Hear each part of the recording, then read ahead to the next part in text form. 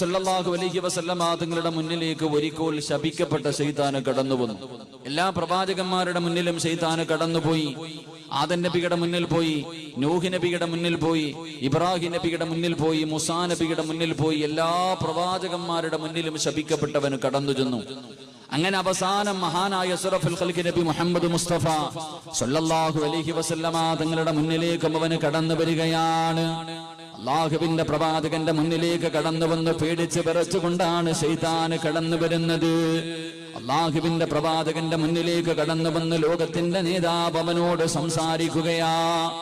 അല്ലാഹുവിന്റെ പ്രവാചകൻ ഒരുപാട് കാര്യങ്ങൾ ആ ശപിക്കപ്പെട്ടവനോട് ചോദിക്കുകയാണ്.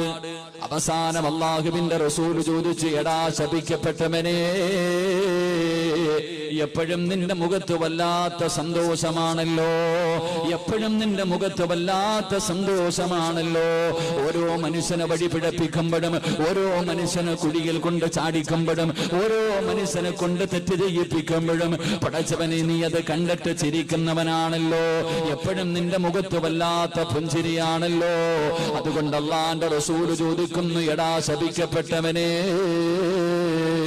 നിന്റെ ജീവിതത്തിൽ എപ്പോഴെങ്കിലും നീ കരഞ്ഞിട്ടുണ്ടോ? നിന്റെ ആയുസ്സിൽ എപ്പോഴെങ്കിലും നീ മനസ്സറിഞ്ഞ് കരഞ്ഞു പോയിട്ടുണ്ടോ?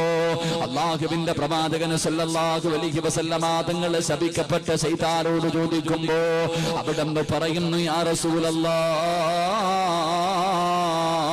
അല്ലാഹുവിന്റെ പ്രവാചകരെ, എന്റെ ജീവിതത്തിൽ ഞാൻ കരഞ്ഞു പോയ 4 അവസരമുണ്ട് നബിയേ. ശപിക്കപ്പെട്ട ശൈത്താൻ അല്ലാഹുവിന്റെ പ്രവാചകനോട് പറയുകയാ, യാ റസൂലല്ലാഹ്,